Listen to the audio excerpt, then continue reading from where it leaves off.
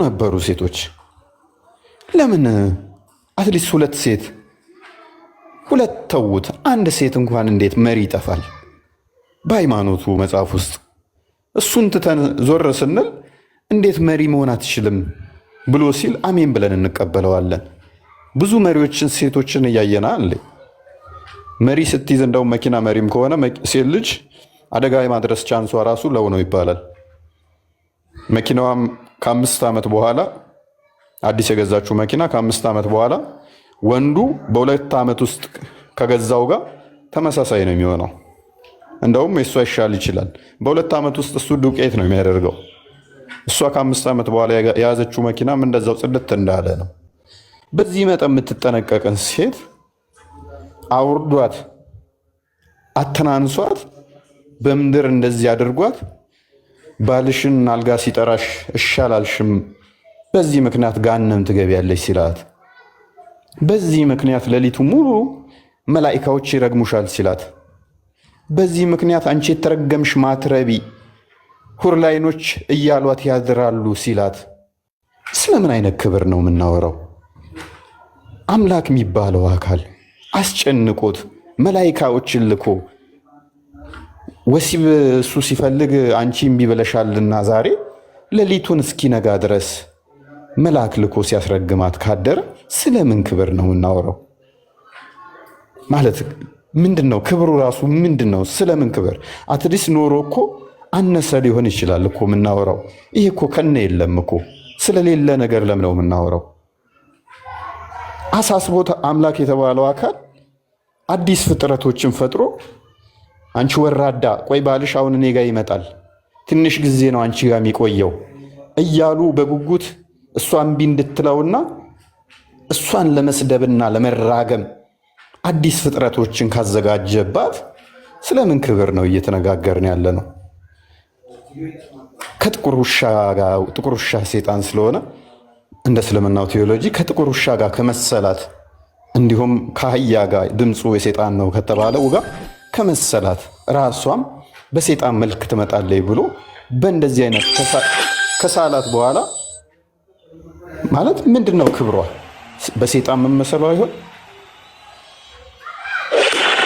ስለ የትኛው ክብር ነው የምናወራው?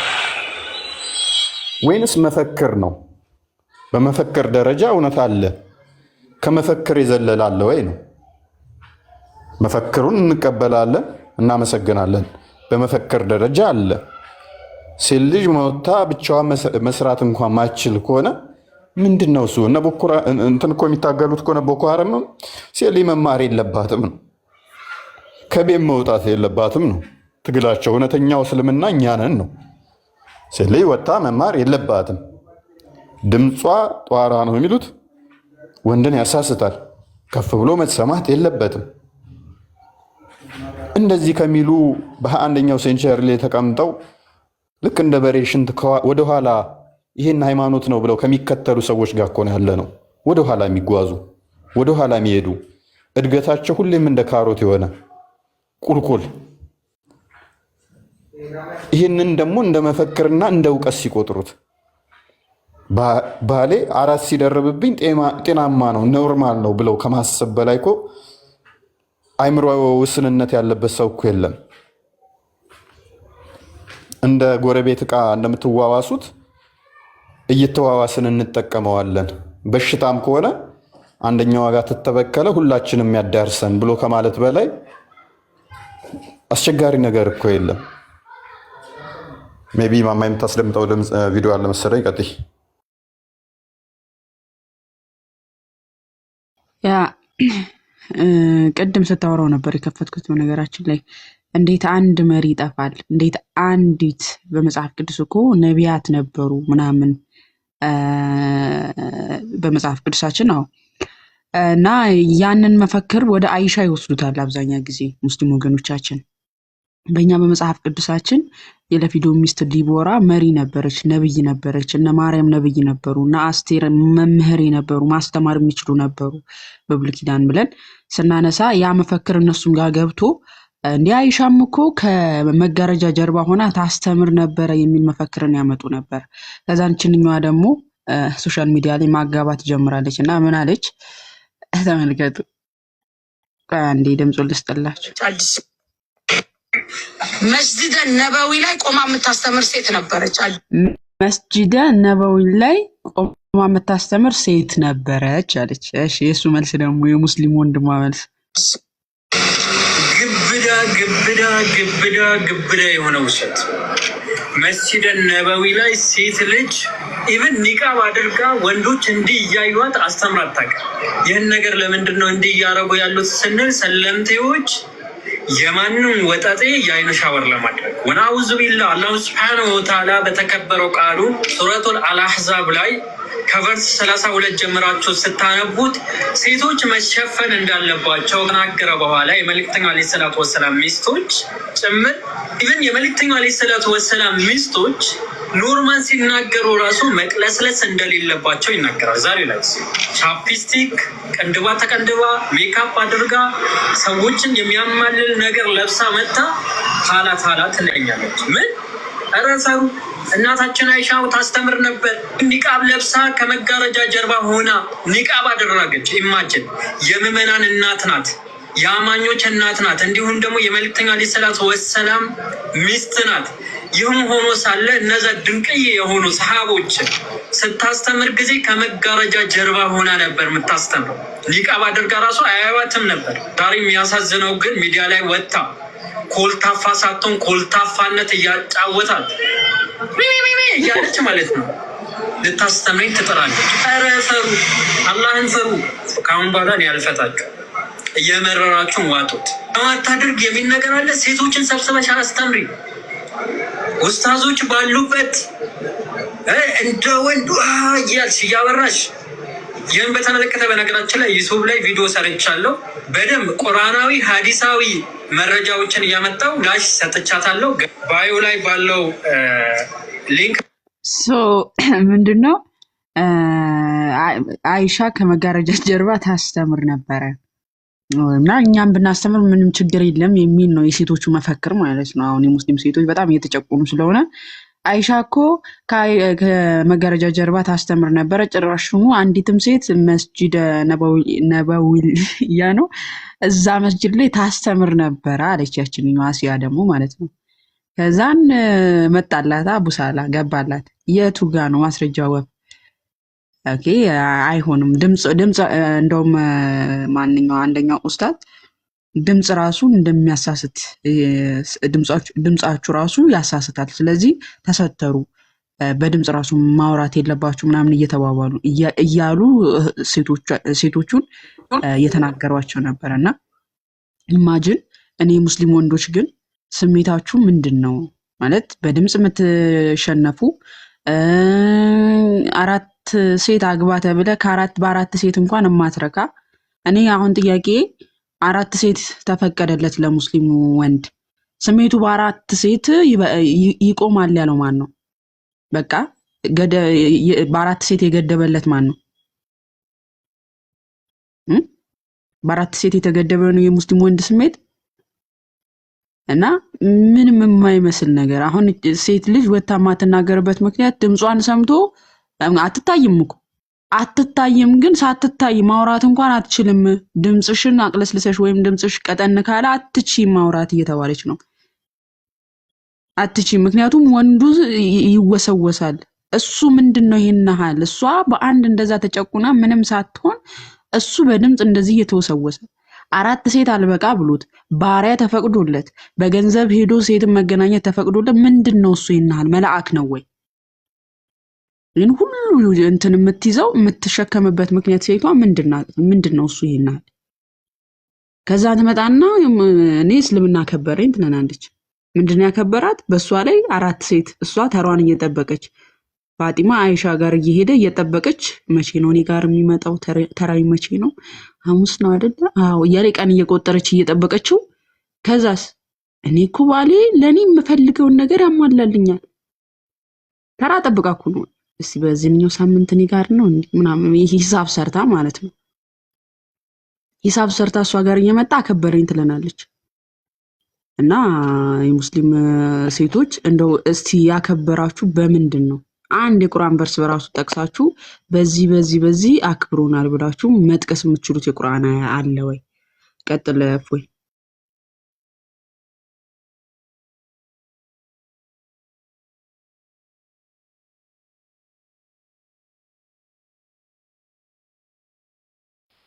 ሰላም ብያለሁ ሁላችሁንም።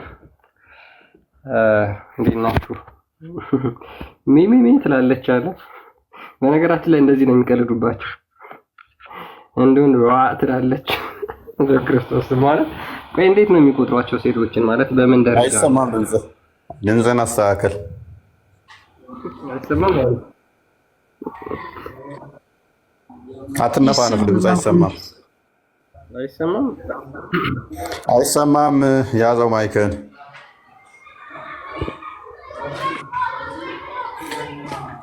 ጂሜል እንትን ላይ ልኬልሃለሁ፣ የሆነ መረጃ ልኬልሃለሁ፣ ቼክ አድርገው።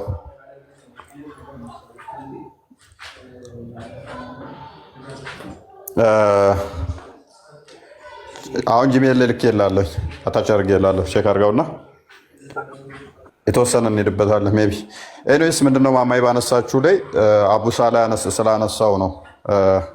አይሻ እንኳን ከመጋረጃ ኋላ ሆና ነበር ብታስተምረው አለ። ማን የፈቀደላት አይሻ እንድታስተምር?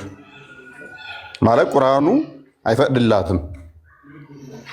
ሴት ልጅ ምስክር ለመሆን እንኳን ሁለት መሆን አለባት።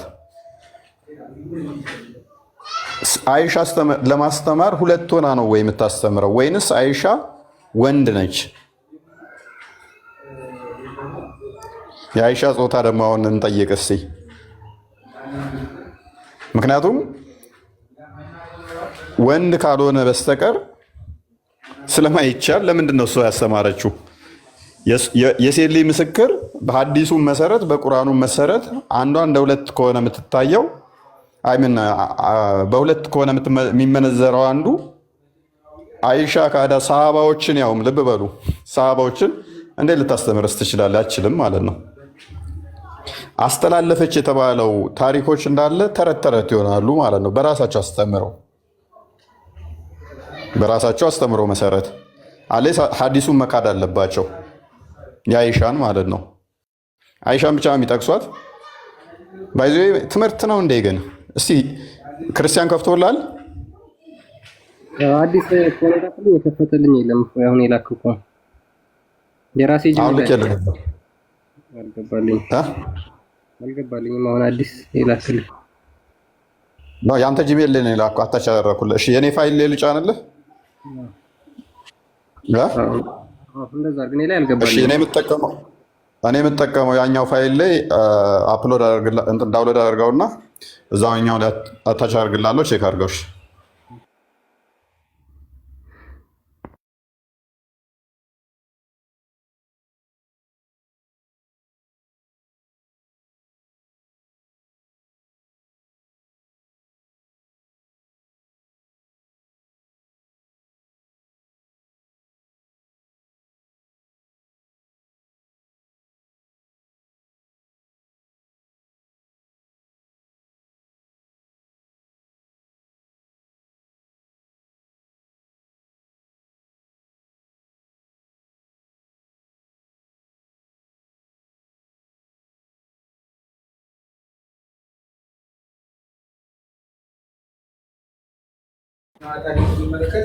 ዝም አላችሁ እንደ ምንድን አታወሩም እንዴ? ቼክ አድርገው። አሁን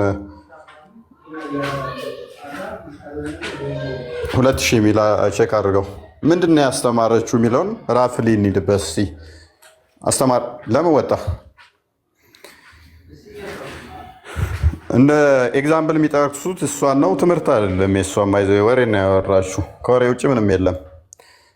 ማንም በእስልምና ውስጥ ሴትን ልጅ ለምስክርነት የሆነ ነገር ለመናገር ሁለት ሆና መምጣት አለባት።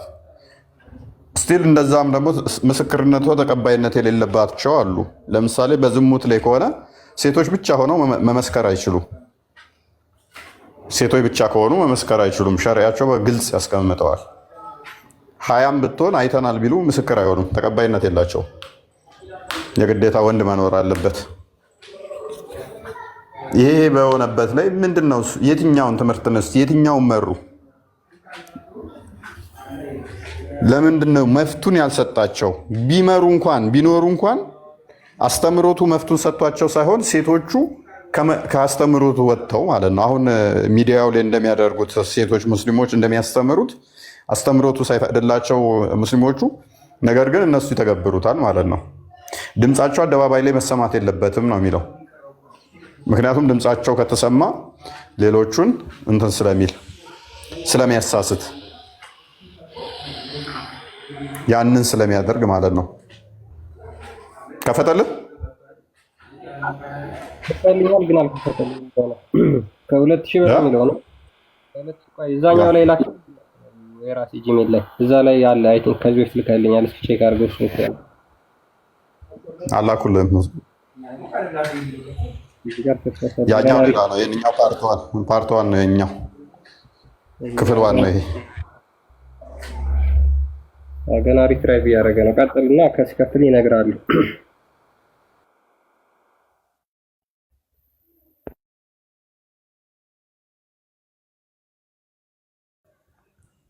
እሺ እስከዛ እርግቤ እንኳን በሰላም መጣሽ።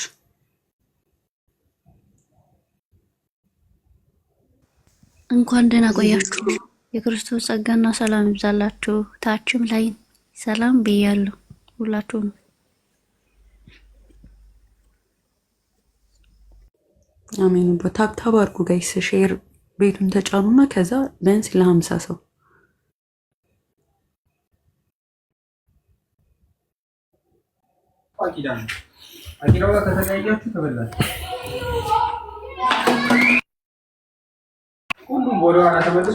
ምንድን ነው አታወሩም እንዴ ታዲያ? ምንድን ነው ዝም ዝም የምትሉት? አንሱ እንጂ የተለያዩ ሀሳቦችን። ወይንም ሙስሊም ታስገባላችሁ ነው። ጨረስክ? አይ ከጨረስክ ሙስሊም በኋላ ቢገባሻለን ቦስ ማማካፈለ ሀሳባቸውን ይስጡና እንትኑ ለምን አትሄድበትም እኮ አሁን ከመጋረጃ ጀርባ አይሻ ታስተምራቸው ነበረ ሐዲስን ምናምን ዘገበች ምናምን ስለሚሉ ኦኬ አይሻ ያስተላለፈቻቸው ምንድናቸው የሚለው ላይ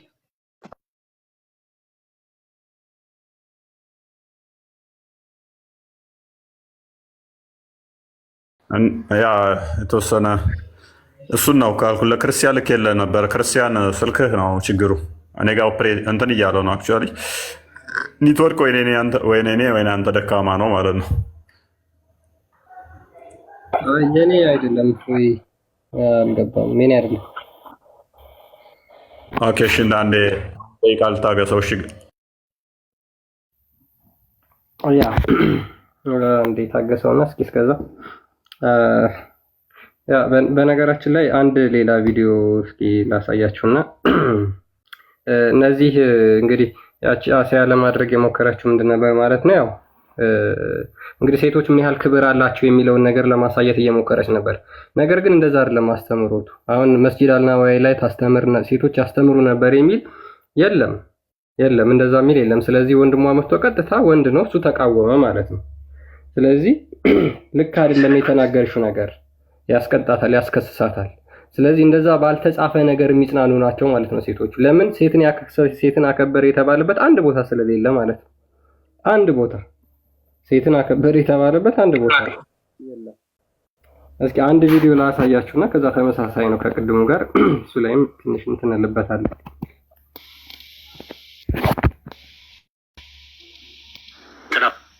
ለወንድምሽ እንደዚህ ጥቅስ መጠቅሽው ለመደባደቢያ አይደለም፣ ለመነቋቆሪያ አይደለም ጥቅስ የሚጠቀሰው። መጨረሻ ላይ ሳያቅታት ምንድን ያደረገችው? ቀስ እያልኩኝ እያለሰለስኩኝ ስነግራት ጥላ ወጣች። ምንድን ያደረገችው? አልፈልግም በውስጥ አውራኝ አለች። በውስጥ ትምህርት ነፍስያ በጣም ከባድ ነው። ያኔ ኡስታዝ ከዚህ በላይ ማጣማ የለም።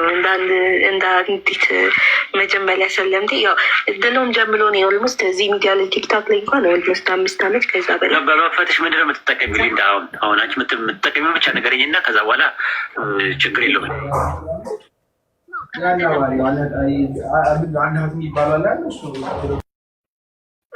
የሚያገናኝ ምንም አይነት ነገር የለም። ማለት ሰዎች መልክን ሳይሆን ትምህርቱን ነው የሚወስዱት። ግን አንዳንዴ ላይክ ይሄ አይ ኮንታክት የሚባል ነገር ላለ አይደለ? አንዳንድ ጊዜ በድምፅ የምታስለጣው ሰው አለ። ከዛ ስትናገር ሰው እንዴት ነው እያየ አሁን ቃለ ማንሳት ነው አሉ። እሺ በአይን ኮንታክት ምንድን ነው? ምን ያስፈልገዋል? እኛ በአይን ኮንታክት ነው እንደ ሴቶችን ስናስተምር ይከረም ነው። አንደኛ ነገር ደግሞ ለምን አይን ኮንታክት ብለሽ አይንሽን ነው የሚያየው እንጂ አንቺ የምትናገሪው ነገር ያስተውላል። ፌሻል ኤክስፕሬሽን ለሱ ምን ያደርግለታል? አሁን እኔ ሰው ጋር ኖርማል ሰው ጋር እንኳን ሳወላ ሌላ አንቺ አሁን ሰለምቴ ነሽ፣ ገና አዲስ ነሽ፣ ችግር የለውም። አንቺ አዲስ አለም ምናምን ነገር አዳዲሶች ናቸው። አሁን እንደዚህ አሁን ጫና ለማድረግ አይደለም የመጣሁት። ግን እሷ ግን ቢያንስ አሁን ለዛ እኮ ነው ሌሎቹ አሁን እንደዚህ አይታችኋል። በቃ በዚህ ልክ ነው። ኢቭን መብታቸው እንኳን የሚገፈፈው በዚህ ልክ ነው። ገብታ ራሷን በቪዲዮ ማሳየት አትችልም። አንቺ እና ደግሞ አንዲቷ እናንተ አዲስ ስለሆናችሁ ጫና አይደርስባችሁም። ነገር ግን እየቆያችሁ ስትመጡ ምንድነው ይሄ ነገር ጫና ይደረግባችኋል ማለት ነው። ቅድም ያቺ ልጅ ግን ምንድነው መልክ ለመስራት ሰዎችን እንትን ለማለት ምን አለች? ያንን በመረጃ የሌለው ነገር ተናገረች። ስለዚህ ግን እናንተ ገና አዲስ ናችሁ፣ እያወቃችሁ እየቆያችሁ ስትመጡ ግን ይሄ ነፃነታችሁ አሁን ያላችሁ ነፃነት በቪዲዮ ገብታችሁ የምትገለጡት የምታስተምሩት ፊታችሁ የሚታየው ትከለከላላችሁ።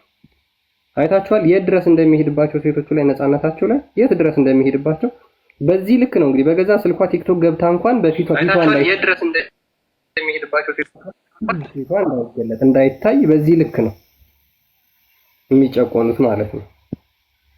ግን መጀመሪያ ምን አለ መልክ ለመስራት ይሄን በዚህ ደረጃ ሴቶችን አክብሯል ሃይማኖታችን ብለው መልክ ሰርተውባቸው ያመጧቸዋል። ከዛ በኋላ ፍርድም ያስግጧቸዋል እየቆዩ ሲመጡ ማለት ነው። በዚህ ልክ ነው። አንድ ሌላ ቪዲዮ ላሳያችሁና ወደ ሌላ ሀሳብ እንሄዳለን። እናንተ ሴቶች ሆይ የባላችሁን ሐቅ ዲካውን ልኩን አውቃችሁታል ለመሆኑ ባልሽ ሰውነት ላይ ቁስል ቢኖር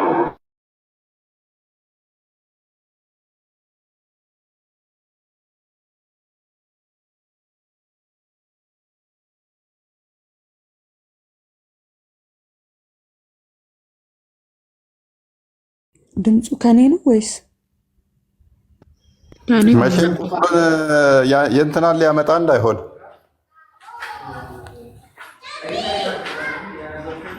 ክርስቲያን ጠፍተሃል። ኔትወርኩ በጣም አዛኝ ነው።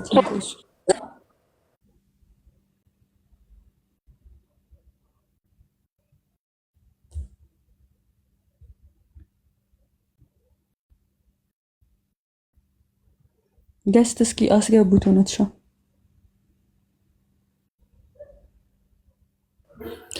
የእሱ ኔትወርክ መሰለኝ እንትን ያለው።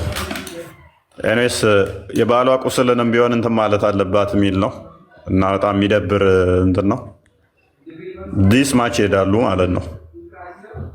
ግን አሁን ላይ እንደምንም ብለው እየጠጋገኑ ባይሆንም ህጉ ባይፈቅድላቸውም የሴቶች እንትን እያሉ ለማስመሰል እየሞከሩ ነው። ምክንያቱም እስልምና ምንድነው እሱ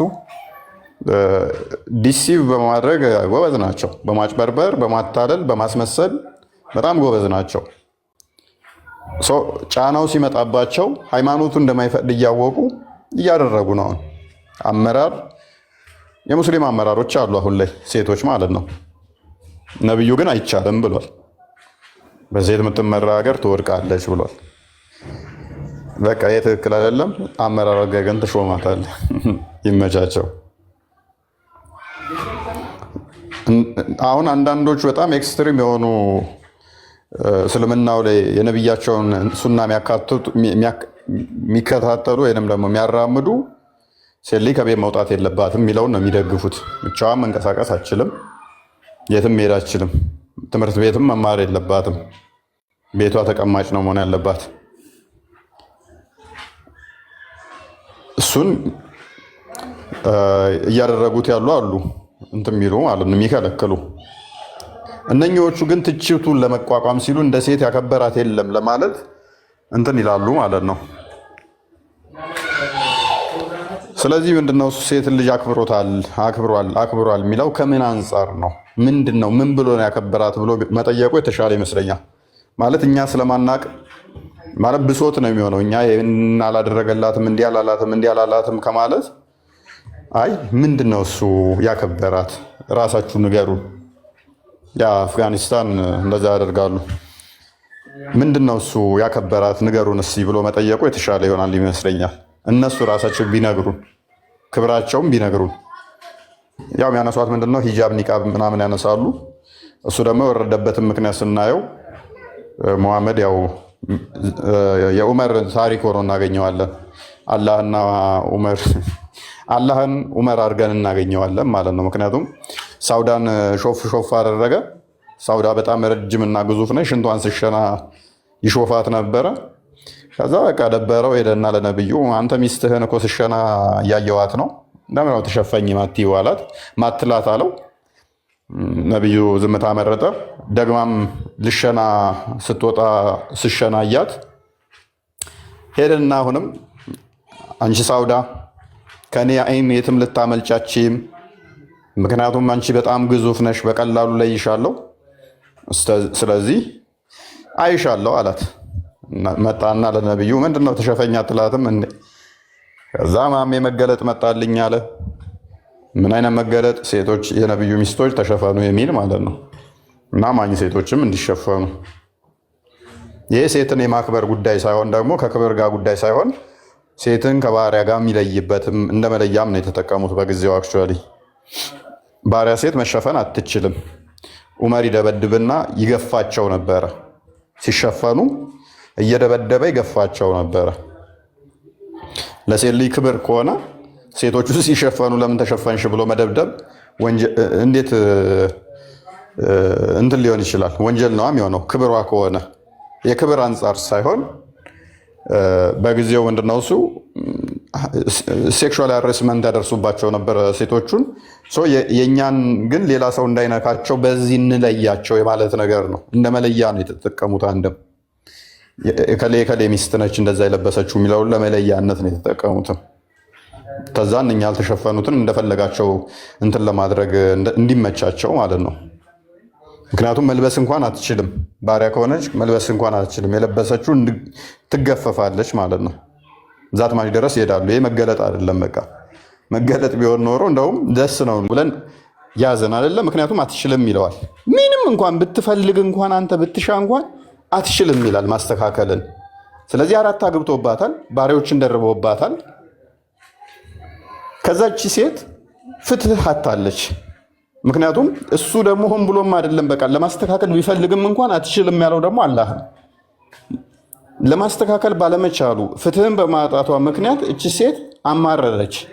በማማረሯ ምክንያት ደግሞ አላህ ጋር ይከታታል። ይመቸዋል።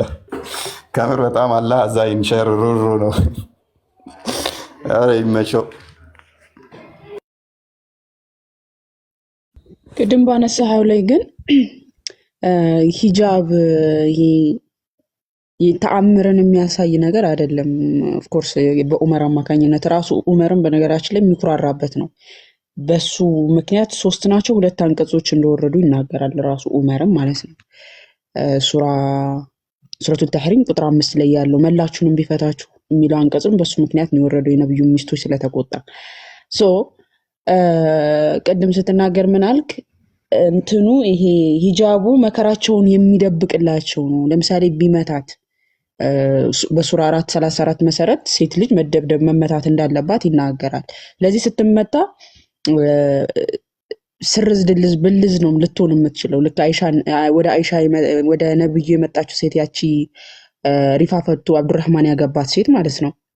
አብዱራህማን ቅጥቅጥ አድርጓት ተደብድባ ስትመጣ የለበሰችው አረንጓዴ ልብስ ሰውነቷ ከለበሰችው አረንጓዴ ልብስ በላይ ምንድነው የሚባለው ስርዝ ድልዝ ሆና ነበር ወደ ነብዩ ጋር የመጣችው እና ፍትህን ስትጠይቅ የነበረው። ልክ እንደዛ አሁን ስርዝ ድልዝ ሆና ፊት ለፊት ላለመታየት ይሄ ሂጃቡ መደበቂያ ነው። ምክንያቱም በነብዩ ዘመን ካያችሁ ሱናን ኢብኑ ማጃ 1985 ላይ በጣም ብዙ ሴቶች ተደብድበው ባሎቻቸው ቀጥቅጠዋቸው ማለት ነው ወደ ነብዩ ፍትህን ፍለጋ ሲመጡ ፍትህን አይሰጣቸውም ነበር። ይሄ መከራን መደበቂያ ነው። ብዙ ሴቶች ተደብድበው በባሎቻቸው ወደ ነብዩ ፍትህን ፍለጋ ይመጡ ነበረ። ያቺ ስርዝ ድልዝ ሆና የመጣችው ሴት እንኳን ፍትህን አላገኘችም። በነገራችን ላይ ጭራሹኑ አንቺ ወደ መጀመሪያው ባልሽ ልትመለሽ ከሆነ ሐሳብሽ በመጀመሪያ ከአብዱራህማን ጋር ግንኙነት መፈጸም አለብሽ ብሎ ነው ጭራሹኑ የገላገላት ያቺን ሴት እንኳን ማለት ነው ተቀጥቅጣ መታ። ብዙ ሴቶች ደግሞ እየተደበደቡ ይመጡ ነበረ ስቲል በነብዩ ዘመን ማለት ነው። አሁን አይደለ አሁን ቀርቶ በነብዩ ዘመን እንኳን በጣም እየተቀጠቀጡ ወደ ነብዩ ጋር ፍትህ እየፈለጉ ይመጡ ነበረ። የአሁን ሙስሊሞች ግን ይመጡና ምን ይሉናል? አይ በምስዋክ በጥርስ መፋቂያ ነው እንድትመታ ያዘዛት። ጥርስ ነች እንዴ እሷ የሚፈቃት በጥርስ መፋቂያ? በጥርስ መፋቂያ እንዴት ነው ሰው የሚመታው? በጌታ ስም ሲሰክሱ ራሱ እኮ ሳክሳቸው ራሱ እንደው ሰው እንዲቀበለው ነበር የሚፈቁት። አይ እንደው አሳማኝ ሆነ አይ የሆነች አርጩሜ ነች ምናምን ቢሉ እኮ እሺ። ጥርስ መፋቂያ ይልሃል። ጥርስ መፋቂያ እንዴት ነው የምትመታት? እሺ በጥርስ መፋቂያ እንዴ? ኦኬ እነዚህ ሴቶች እንደዛ በጥርስ መፋቂያ እየተደበደቡ ነው ስርዝ ድልዝ ሆኖ ሰውነታቸው ወደ ነብዩ ጋር እየመጡ የነበረው እንዲህ በነብዩ እንደዚህ ሆነን እያሉ ወደ ነብዩ ጋር ፍትህን ፍለጋ። በነገራችን ላይ በሌላም ሐዲስ ላይ አጥንቷን ሰባብሯት ቀጥቅጧት ማለት ነው። አጥንቷን ሰባብሯት ወደ ነብዩ ጋር ፍትህን ፍለጋ የመጣችን ሴት ንብረቷን ወስደ አሰናብታት ብሎ ነው የተናገረው መሐመድ።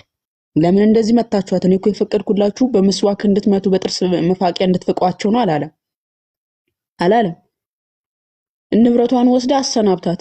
ጭራሹኑ ያላትን ንብረት ራሱ እሱ መውሰድ እንዳለበት ወስዳ አሰናብታት ብሎ ነው ሲያሰናብት ሲያዝ የምትመለከቱት። ስለዚህ የአሁን ሙስሊሞች ይሄ የሞራል ጥገና እንጂ ንግግራቸው መጽሐፋቸው ላይ የተደገፈ አይደለም።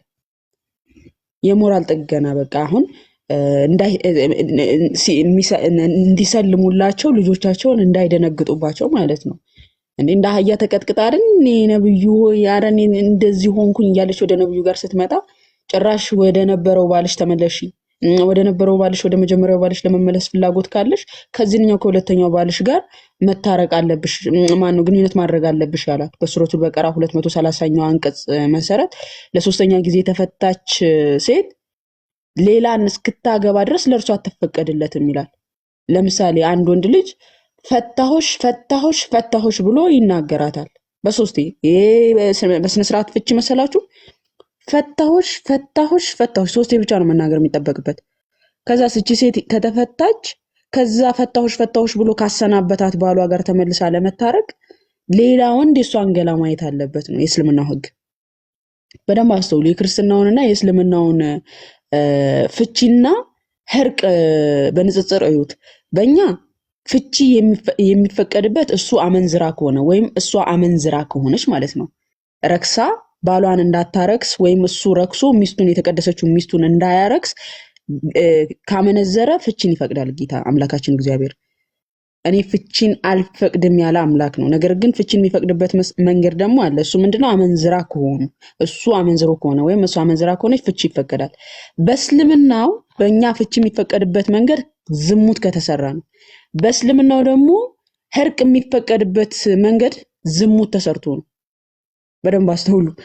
በእኛ ዝሙት ከተሰራ ፍቺ ይፈቀዳል። በእስልምናው ግን ፈታሁሽ ብሎ አሰናብቷት እንደው ባሌን በደልኩት ወይኔ እኔ ነኝ ጥፋተኛ እንደው ይቅርታ ብዬው ልመለስ ወደ ባሌ ብላ ብታስብ ያቺ ሚስት ምንድነው የምታደርገው? ገላዋን ሌላ ወንድ ማየት አለበት። ያ የመጀመሪያ ባሏ ጋር ህርቅ ለመፈጸም ማለት ነው። ኢማጂን። ይሄ ቁርአንም ሐዲስም የሚለው ነገር ነው። ይሄ እስላማዊ ትምህርት ነው።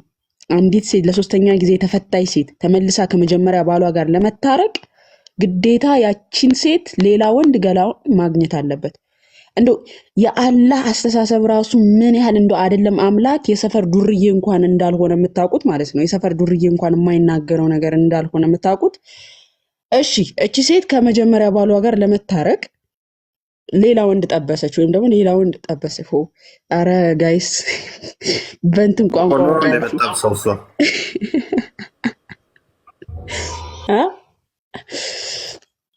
ለምሳሌ እቺ ሴት ማለት ነው የመጀመሪያ ባሏ ፈታሁሽ ብሎ አሰናበታት እና ከዛ ከባሏ ጋር እርቅ መታረቅ ትፈልጋለች። ከሱ ጋር ለመቀጠል ትዳሯን ለመመስረት ስለምትፈልግ ሌላ ወንድ ማየት አለብሽ ብሏታል አላህ ደግሞ ከዛ ከመጀመሪያ ባሏ ጋር እርቅ ለመፈጸም ማለት ነው። ስለዚህ ምን ታደርጋለች? ሌላ ወንድ ጋር ግንኙነት ትፈጽማለች ወይም ደግሞ ከሌላ ወንድ ጋር ትቀራረባለች።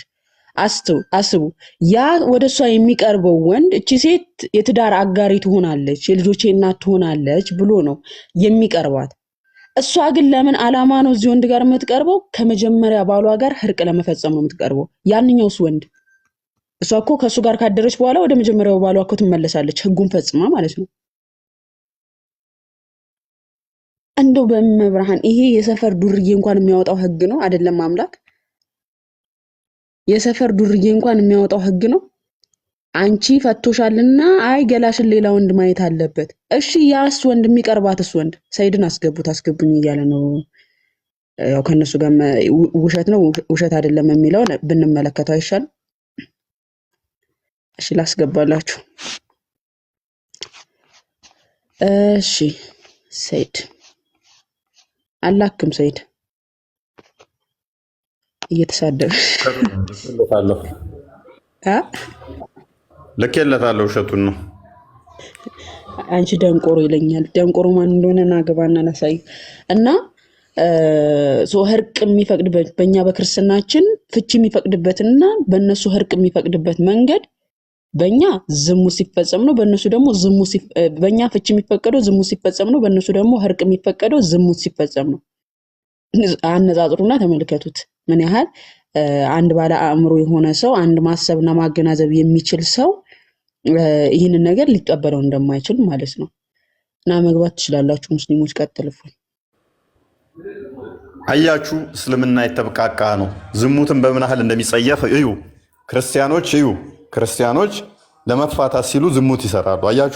አያችሁ ክርስትና ማማዬ ነች ያለችው በእኛ የሚፈቀደው ዝሙት ሲሰራ ነው። ስለዚህ ከባሏ ለመፋታት ስትል ዝሙት ትሰራለች፣ ከዛ ይፋታሉ። አያችሁ እስልምና ግን ይህንን ስለሚከለክል ለመታረቅ ስትሉ ዝሙት ስሩ ብሏል። እና ነገ እንደዚህ አይነት ሴናሪዮ ዘው ሊመጡ ይችላሉ። ያለሽ የእስልምና ማይንድ ሴት በእንደዚህ አይነትም የተቃኘ ስለሆነ ዝሙት ስትሰራ የገሃነም እንደሆንክ ደግሞ ማሰብ ነው። ፍቺ የተፈቀደበት ምክንያት ምንድነው? እሱ አንድ አካል ናቸው። ባልና ሚስት አንድ አካል ናቸው። አንድ አካል ከሆኑ በኋላ እሷ ሌላ ቦታ ተጋድማ መታ አይ ካንተ ጋር ብትልህ አንድ መኝታውማ አንድ የተባለውን አፍርሳለች። እርሱ ከእርሷ ይለይ እሷም ከእርሷ ትለይ የተባለውን ህግ ጥሳለች። ይህንን ህግ ከጣሰች በኋላ እግዚአብሔር አንድ ያደረጋቸውን ወደፊት ሁለት አይሆንም የተባለውን ካፈረሰች በኋላ አይ ችግር የለውም እዛም እየሄድክ እዚህም እየሄድሽ አንተም እንደዛ የሚባል ነገር የለም። አንደኛ ከጤናማ አንኳያ አስቡት። ከሃይማኖት ጉዳይ ብቻ ሳይሆን ከጤና አኳያም አስቡት።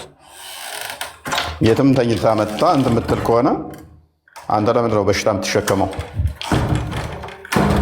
ሁለት ቦታ ሶስት ቦታ እያደረች እያየኸው እያወቅኸው አብረህ ለምን ትቀጥላለህ? በተመሳሳይ እሱም ሌላ ቦታ ላይ ሄዶ እንደዛ የሚያደርግ ከሆነ እሷ ለምን በሽታ ትሸከማለች? ይህንን ደግሞ ፈጣሪ ሊያስገድዳት ወይንም ሊያስገድደው አይችልም ማለት ነው። ሁለቱንም ሊያስገድዳቸው አይችልም። ነገር ግን ይህንን ያደረገው አካል ኃጢአት አለበት፣ በኃጢአት ይጠየቃል። ምክንያቱም የተቀደሰውን ጋብቻ ፈርሷልና። እና እንደዚህ ነው ጋብቻ ትዝ ሲለው ጊዜ ጄምዲ ዘሎ በቃ ልክ አሳ እንዴት ነው ውሃ ውስጥ እንትን ውስጥ ውቅያኖስ ውስጥ ዳይቭ እንደሚያደርጉት ነው የገባው።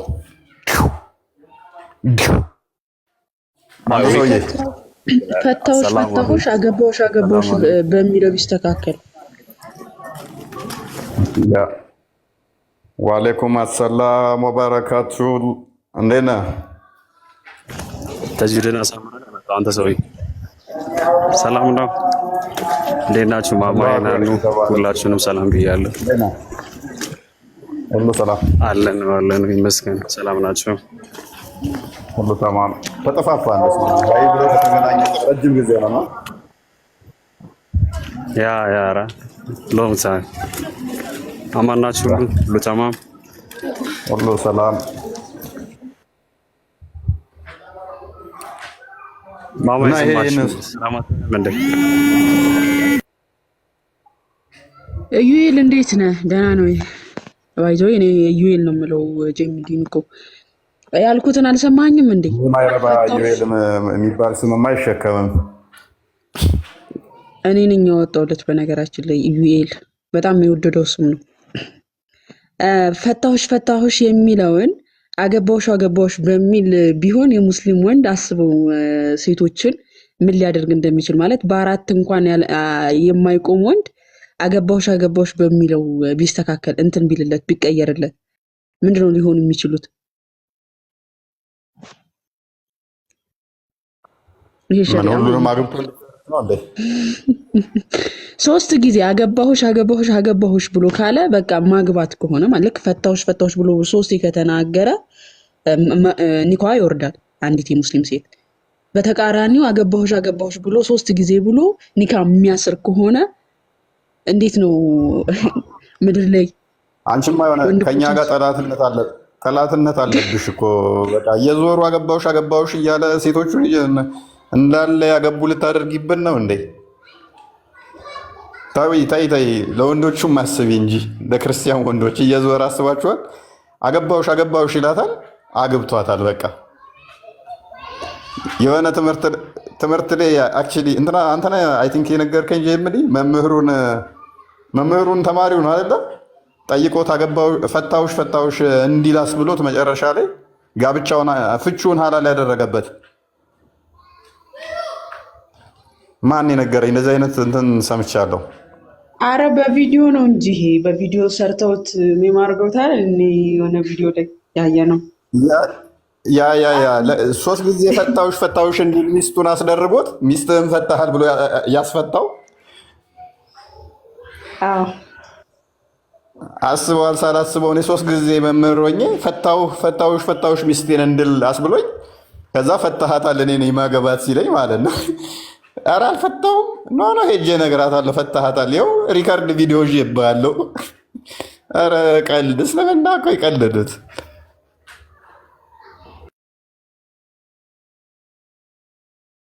እና ግን ደህና ናቸው? ሰላም ነው? ሁሉ ተማም። ፈታሁሽ ሚል ቃላትን ይኸውልህ ተሳስተህ እንዳትል። ምን አለው? ምንም። ምንድን ነው እየሮጥክ ነው? ስለምን እያወራችሁ ነው? አቤት አልገባሁም። የሄድኩ መንገድ ላይ ነው። ስለምን እያወራችሁ ነው? ኖርማል ቶፒክ ጄኔራል ቶፒኩ ማለት ነው። ኖርማል ስለፈቺ ነው። አይ ቲንክ ሴቶችን እስልምና አክብሯል ወይ የሚለውን ነው መሰለኝ የተነሳው። እንዲሁ ነው የሆነበት። ዋዝ ያለ ዝም ብሎ መጓዝ ነው። ስፔሲፊክ ቶፒክ አልያዝንም አክቹሊ አለ ሴሊ ምንጣፍ ሴሊ አይምን መካን ሴት ከምንጣፍ ጋር የሚመስላትን በምንድን ነው እይታዎች አላቸው። ምንድን ነው የሚሉት? እሱን መሀን ለመሆኗ ምክንያት የላትም። አሁን እሷ ሴት ልጅን በምንጣፍ አይሚን መካን ሴትም ምንጣፍ ብሎ ማለት ጀስ ይሄ ስድብ አይሆንም ማለት የሆነ ሲመልሱ ከሰማ ወይንም ከዛም ደግሞ እሷን ማግባትን ሪከመንድ አያደርጉም። ሸሪያው ደግሞ አይፈቅደውም። ጀስ መካን ሴትን ማግባትን አይፈቅድም ሸሪያው ራሱ። ይሄንን እንዴት ነበረ የምታዩት?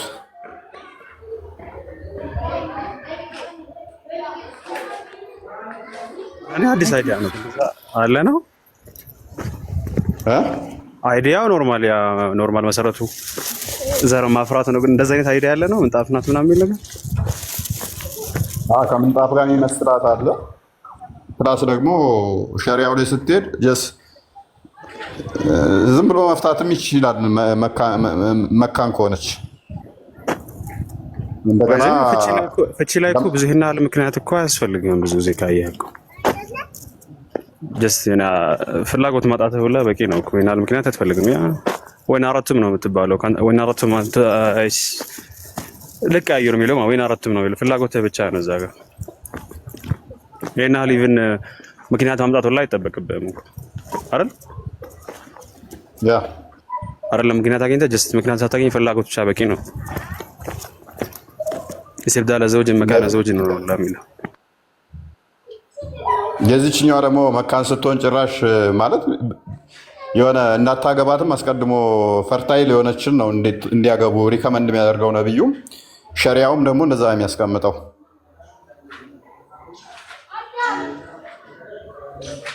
መገባት ካለባቸው ብሎ ሲዘረዝር መካንን አይፈቅድም። ሸሪያው እንደዛ የሚያስቀምጠው እናች ሴት ወደ ማን ነው አቤቱታ የምታሰማው?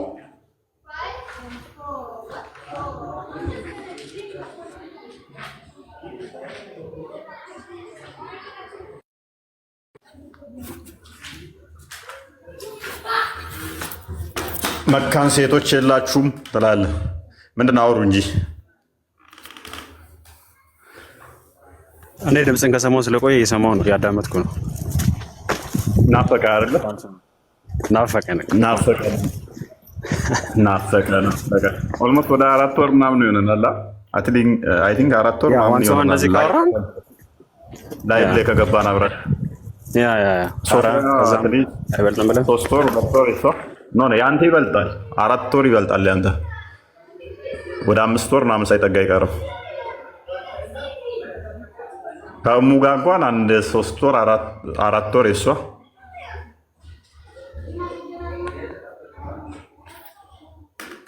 ዘሞስት ዋንተድ ከሆንክ በኋላ አላወራንም ትላለህ። ዘሞስት ዋንተድ በቃ አንተ እኮ ማትረባ ጓደኛ ነህ እኮ ማትረባ ማለት ነው። እኔ እኮ ለዚህ ነው በቃ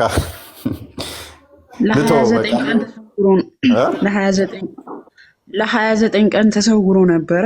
እሱ የወረደልህን አያ ብትነግረን ደስ ይለናል። ዩኤል ተደብቀህን እንደሆነ እናውቃለን። እኔ እኮ ሚስትና ሴት ሰራተኛ የለኝም እኮ ባሪያ የለኝም። ማሜ በባሪያው ምክንያት ነው 29 ቀን ተደብቆ። እኔ ደስ የሚለኝ ፓርቱ ግን ምንድነው ማሜ የሆነ ነገር በቃ ሲጨንቀው የሆነ ነገር ይጠፋና ከዛ ምክንያት ግን አያጣም፣ ፈጥሮ ይመጣል። ከ29 ቀን ቆይታ በኋላ እናንተን ቢፈታችሁ እንኳን አላህ የተሻለ ሊያጋባው ይቸኩላል አለ። ስለዚህ እያንዳንድሽ አርፈሽ ትቀመጫለሽ አትቀመጭም? ቆጡ ላይ እኮ ነው ቁጭ ያለው ይላል እኮ ወጥቶ ሐዲሳቶቹ ምናምን ነገር ዑመር ሄዶ ምናምን ሚስቶቹን እንትን ሲላቸው ዑመር ነው አለ የአይሻ አባት ሄዶ እንትን ሲል እንትን የአይሻ ሳይሆን የሀፍሳ እንደውም ይቆጣታል። ሀፍሳን አንቺን ሊፈታሽ ይችላል። ታሳዝነኛል ሀፍዛ እሱ ላይ ማለት በጣም እንትን ትሆናለች፣ ይሰማታል ምናምን ነገር ምክንያቱም እድሜም ትንሽ እንትን ስላለ ምናምን በቃ አርፈሽ ማትቀመጭ ከሆነ ነብዩ ሊፈታሽ ይችላል ምናምን ብሎ ቪክቲም ሲያደርጋት መልሶ አስባል። ተበድለህ መልሰህ ደግሞ አንተ ነህ በዳይ ተብለህ ተመልሰህ ስትወቀስ ከዛ አድማጭ ስታጣ እና ትንሽ እንትን ነበረው። ከ29 ቀን በኋላ እንግዲህ አስቡት። ልክ ሱረቱ ካፍ ላይ ያለው 18ኛው ሱራ ላይ ስንት ናቸው ብለው 3 ጥያቄ አይሁዶች ጠይቀውት ነበር ሙሐመድን። ስለ ዋሻ ውስጥ ያደሩ ሰዎች ስለ ሩህና ስለ ዙልቀርኔ ጠይቀውት ነበረ እና ነገ መልሱን አመጣላችኋለሁ ካላቸው በኋላ በማግስቱ መልሱ የሚያውቀው ነገር የለም። ስለዚህ ያደረገው ምንድነው? መጥፋት ነው። እብን ሐጀር አልአስቀላኒ ይህንን ለ15 ቀን ያህል ጠፋ ይላል። ከ15 ቀን በኋላ ሲመጣ ግን ምንድነው ያደረገው? እንዴት በማግስቱ መልስ እሰጣለሁ ብለህን ለምን ቆየህብን ይሉታል። ቤቴ ውስጥ ውሻ ገብታ በዛ ምክንያት ነው መልሱን ያላመጣሁት አላቸው። እንዴት ይሉታል። ጅብሪል መጣና ቤት ውስጥ ውሻ ካለ እኛ መላኢካዎች አንገባም ብሎ ይነገረኝ ሰው በዛ ምክንያት ነው ለ15 ቀን ያህል መልስ ያጣሁት ምናምን ብሎ አላቸው ማለት ነው። ይሄ ሊትራሊ ፉገራ ነው። ቁረሾቹ ጥያቄያቸው ምንድን ነው? ነቢይ መሆኑን በምን እንወቅ ብለው ለማጣራት ነው። ስለዚህ ለማጣራት ደግሞ መረጃ አይሁዶቹ ከተውራት ላይ ስለሚያውቁ የነቢይነት መስፈርትን እናንተ ፈትኑት አሏቸው። አይሁዶቹ ደግሞ ነቢይ ከሆነ እነኝን ጠይቁ። ዙርቀኔ ማን ነው? እንትን ውስጥ በዋሻ ውስጥ ያደሩ ሰዎች ቁጥራቸው ስንት ነው?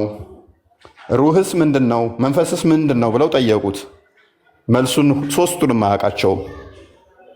ከዛ እንዴት እንደመለሰ ላሳያችሁ። ከቆይታ በኋላም ሲመጣ ውሻ ቤቴ ውስጥ ስለቆየች ነው ብሎ ፎገራቸው።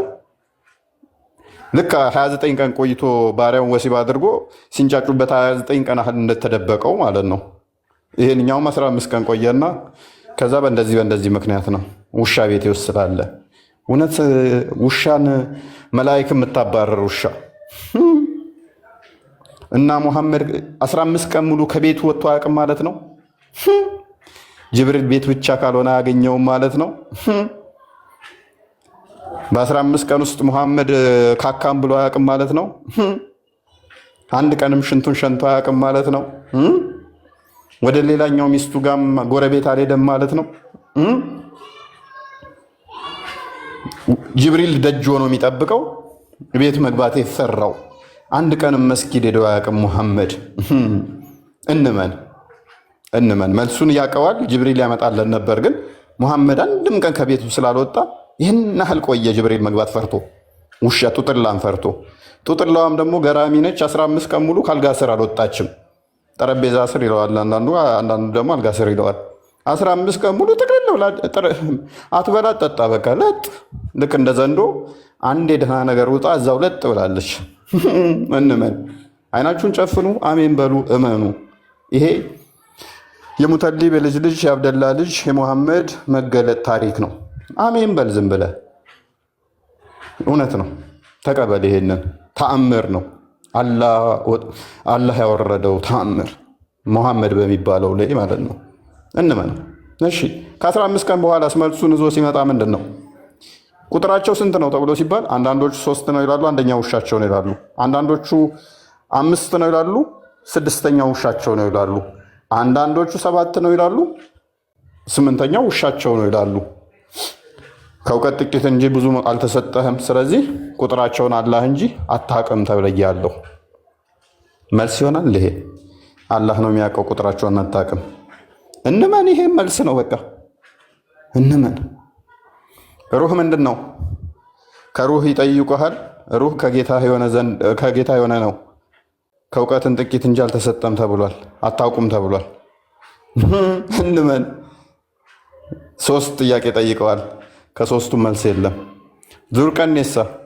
ዙርቀኔ ማለት ቀንዳም ሰውዬ ነው። ሲሄድ ፀሐይ መግቢያ ውስጥ አገኛት፣ ጮረቃ ውስጥ ስገባ አገኛት ምናምን በለም። እንመን።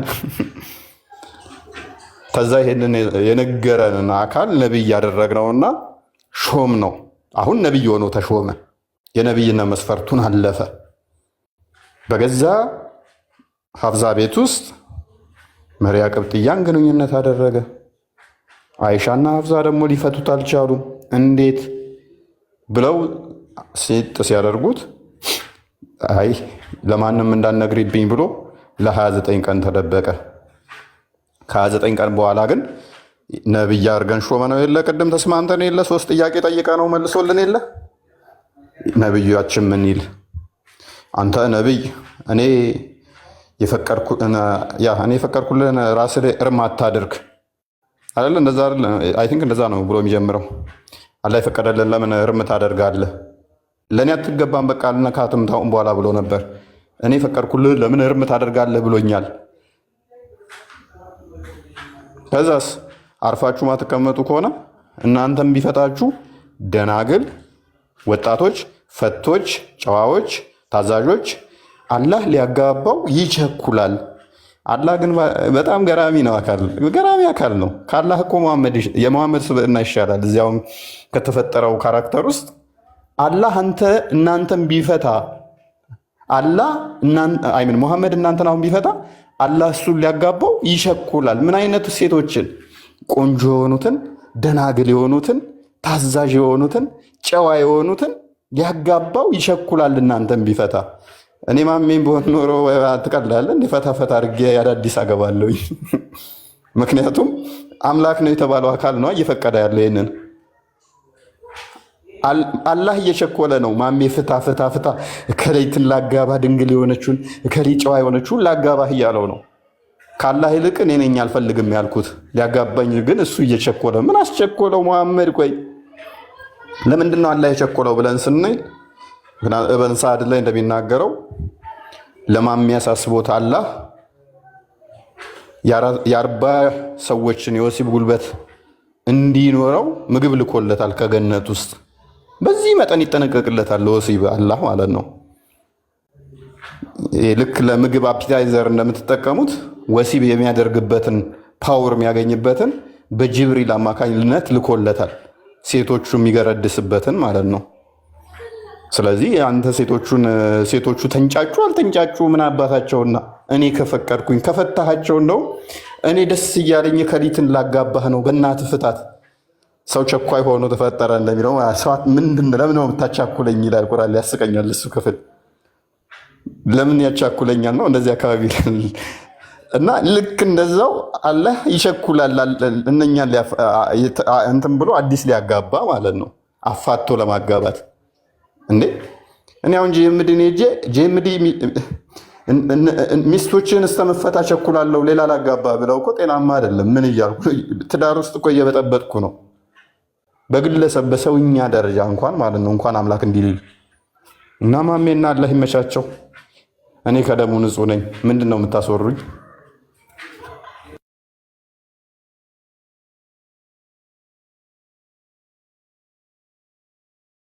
መድረኩን ተቆጣጠርከው ብቻ ነው። ስንት ሰዓት ነው ያወራው ሳታቋርጥ? አንተ ተወሰወስኩ እኮ የማሜ ታሪክ ተመቸኝና ተወሰወስኩ። እንደዚህ አይነት ታሪኮች አውርቼ ረጅም ሰዓት ገብቼ አላውቅም። በእንደዚህ አይነት ቶፒኮች ላይ ባይዘ ረጅም ጊዜ ነው። ለዛ ነው መሰለኝ።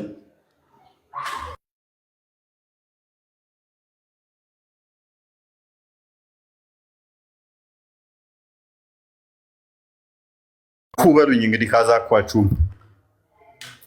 አረ በፍጹም እግዚአብሔር ይባርካችሁ፣ እግዚአብሔር ይስጥልን፣ ቃሉት ያሰማልን። በጣም እናመሰግናለን።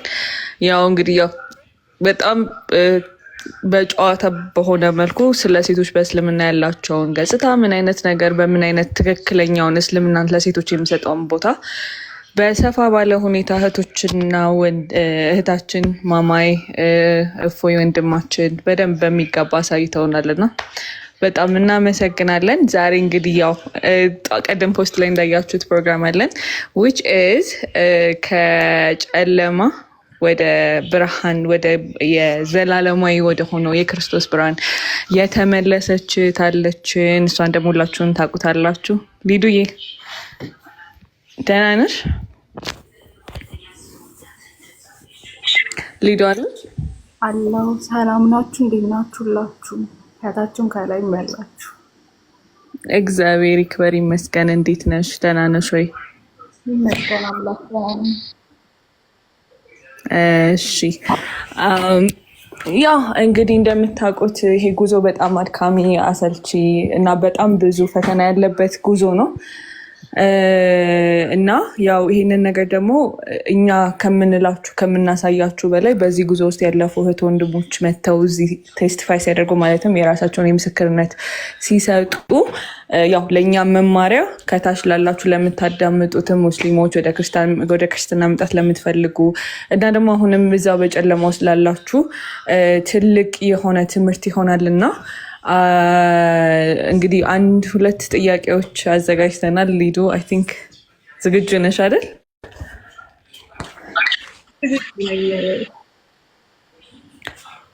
እሺ ሀኒዬ፣ እና የመጀመሪያው የሚሆነው ወደ እስልምና እንዴት ሄድሽ? እንዴትስ ተመለሽ?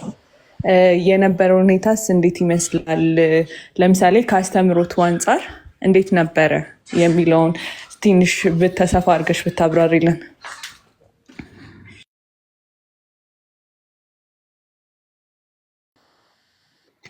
ኦኬ እሺ ወደ እስልምና ለምን ሄድሽ ነው ጥያቄው።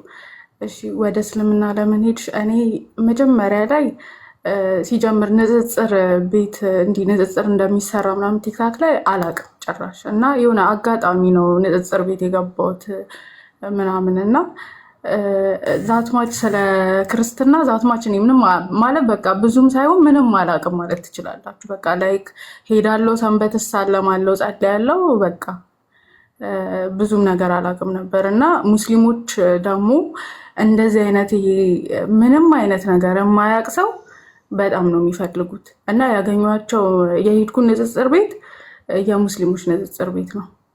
ከዛ በጣም ፕሮቴክት አደረጉኝ ምናምን እና ስለ ክርስትና መማረው ከነሱ ነበር።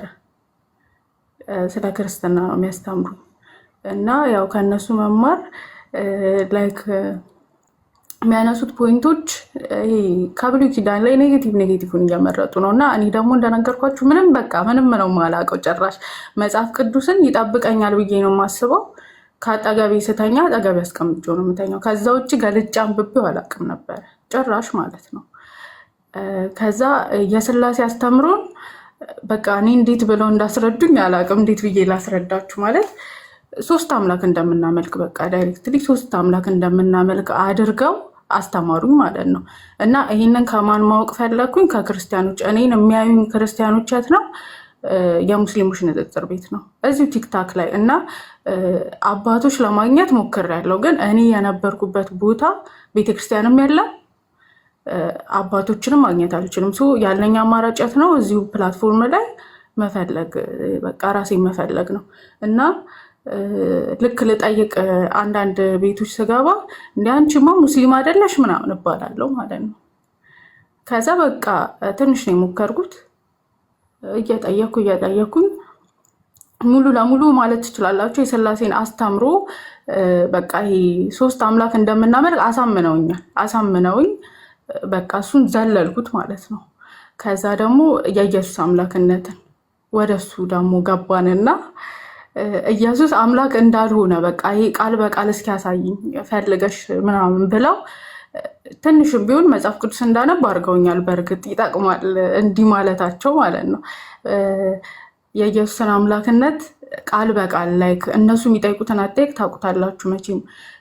ኢየሱስ ራሱ እዚህ ምድር ላይ ወርዶ እኔ አምላክ ነኝ አምልኩኝ ያለበትን ቦታ የፈለግሽው ቦታ ሄደሽ ምናምን ማማይ ጋር ብለውኛል። ለዛውም እኔ ማማይን አላውቃትም ነበር ሲጀምር እና እህቶች ምናምን ይዘውኝ መጥተው ማማይ ጋር በቃ መግባት ፈራው። ቢኮዝ ነግሬያቸዋለሁ እኔ ምንም ነገር አላውቅም በቃ ስለ መጽሐፍ ቅዱስ። ይዘውኝ መጥተው ገዝት ገብቼ 2 ሰከንድ አልተቀመጥኩም፣ ተመልሼ ወረድኩኝ። ቢኮዝ ምንም ብጠይቀኝ የምመልስላት ነገር የለም። ኢቭን 5ቱን አዕማደ ምስጢራት ያወቅኩት ንጽጽር ቤት ከመጣሁ በኋላ ነው። ዚስ ማች ነው የማላውቀው ማለት ነው።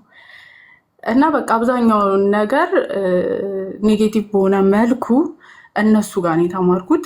እነሱ ቤት ተቀምጬ ማለት የምታውቁኝ ሰዎች ትኖራላችሁ። እነሱ ቤት ተቀምጬ ክርስቲያኖችን አስገብቼ ላይክ እንደ ሙስሊም ጠይቃቸው ነበር። እኔ ክርስቲያን ሆኜ እንደ ሙስሊም ነው የምጠይቃቸው። በቃ ማለት ሙስሊም ቤት ተቀምጦ ክርስቲያኖችን እህት ወንድሞችን መጠየቅ በጣም ይከብዳል። አሁን ላይ ምን ሆኜ ነው እስከምል ማለት ነው እንደዛ እየጠየኳቸው ማለት በቃ የስላሴን አስተምሮ የኢየሱስን አምላክነት ጭራሽ ማለት ነው መረዳት አልቻልኩም። እያስረዱኝ ጥቅስ እየሰጡኝ ይሄማ አይደለም ይሄ ለአብ ነው እላቸዋለሁ። የሆነ ነገር ሲሰጡኝ አረ ይሄ አይደለም ይሄ ኢየሱስ አምላክ ነኝ አላለም በቃ። እና መጽሐፍ ቅዱስ ላይ ያልተጻፈ ነገር አላምንም ምናምን እያልኩኝ ነው ማለት በቃ እንዴት ብዬ ላስረዳች ጣምም ያለው እሺ በእነሱ ጠመም ያለው እና ይሄ አንድምታና ትርጓሜ የሚባል ነገር አለማወቅ ሲቀጥል አንድምታና ትርጓሜ አለማወቅ በቃ በጣም ክርስትና ውስጥ ማወቅ ያለባችሁ ነገር ሲጀምር እነሱ ናቸው። ማወቅ አለባችሁ አንድምታና ትርጓሜ። ብዙ ሰዎች የሚሸወዱት በዛ ነው። እና እኔ ምንድነው ስላሴ 3 ነው ብዬ በማመኔ ምክንያት እነሱ ደግሞ ሱራ 112ን ገለጡና የእኛን አምላክ ግን ይኸውልሽ እኛ አንድ ነኝ ብሎ የገለጸ አምላክ ነው ያለን ምናምን ብለው በቃ ብቻ አሳመኑኝ። የእነሱን አስተምሮ ያሳዩኝ አንድ አምላክ የሚለውን እኔ ምንም ነገር አሁን እነሱ ጋር ብዙ ከመታየት የተነሳ ብትጠይቋቸው ጠይቃ አንብባ ምናምን ነው የሚሏችሁ ሲባል የነበረውም እንደዛ ነው። እኔ ምንም አንብቤ አይደለም ምንም አላነበብኩም ቁርአን። አንድ አምላክ የሚለውን ቃል ብቻ ነው የማውቀው። እኔ አምላክን ነበር እየፈለኩ የነበረው። ስለዚህ አንድ አምላክ የሚለውን ብቻ ማለት ነው ይዤ ነው የሄድኩት። እንደኔ እዛ ውስጥ ከገባው በኋላ ደግሞ እንደኔ አንድ አምላክ የሚለውን ብቻ አይቶ የገባ በጣም ብዙ ሰው አግኝቻለሁ። በጣም ኢቭን ምንም ነገር የማያውቅ ምንም ማለት ነው በቃ አቡነ ዘበሰማያት ማለት የማይችል ክርስቲያን ክርስትና ልክ አይደለም ብሎ ይወጣል። እና ነግራቸዋለሁ። እኔ 5ቱን አዕማደ ምስጢራት ያወቅኩት ንጽጽር ቤት መጥቼ ነው። ኢቭን እዚህ ስማች እኔ ሃይማኖቴን አላውቀውም ነበረ። እና ብቻ የምታውቁኝ ሰዎች እንዴት ስጠይቅ እንደነበር አሁን ጠይቂ ብትሉኝ አልችልበትም። ጭራሽ አልችልም። አሁን ያን አጠየቅ ትንሽ ይከብዳል። እና ምን ልላችሁ ነው በቃ የሥላሴ አስተምሮን አለመረዳት። ኢየሱስ ደግሞ አሁንም የምነግራችሁ ኢየሱስ እዚህ የመጣው አምላክነቱን ሊያውጅ አይደለም። እኔ እንደ እችን ቃል የሚነግረኝ ሰው ያኔ ባገኘ ኖሮ እርግጠኛ ነኝ አልሰልምም። ኢየሱስን አምላክ ብዬ ይዤ ተቀብዬ ይኖር ነበር። ግን ያኔ እንዲህ ብሎ የነገረኝ ሰው የለም። በቃ አምላክ ነው የሚለውን ብቻ እየገለጠ እየፈለገ ነበር ሁሉም ሰው የነበረው።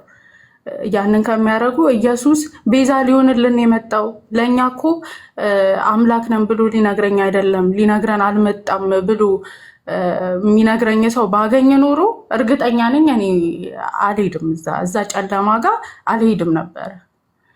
እና በቃ ብቻ ይሄን ይመስላል። አንድ አምላክ የሚለውን ብቻ በማመን ሄድኩት እኔ እዛ። አዎ ይሄንን ነገር እንግዲህ ሊዱዬ አንቺ ላይ ብቻ ሳይሆን በተመሳሳይ የተለያዩ እህቶች ላይ የምናየው ነገር ነው። በትክክል የክርስትናን የቤተ ክርስቲያንን አስተምሮት መጽሐፍ ቅዱስ በትክክል ምን ይላል የሚለውን ነገር ሳይረዱ በእንደዚህ አይነት እንግዲህ በተሳሳተ አስተምሮት ወደ እስልምና ይሄዳሉ። እና አሁን ከዚህ ሁሉ የክህደት የሐሰት የውሸት አስተምሮት በኋላ እንዴት ተመለሽ? ምን እነዚህ ነገሮች አሁን ለምሳሌ አንዳንድ ጊዜ የክፋት ዘር ከውስጥ ቶሎ አይወጣምና እንዴት ወደዚህ ልትመለሽ ይቻልሽ? የመመለስሽ ሂደትስ እንዴት ነበረ?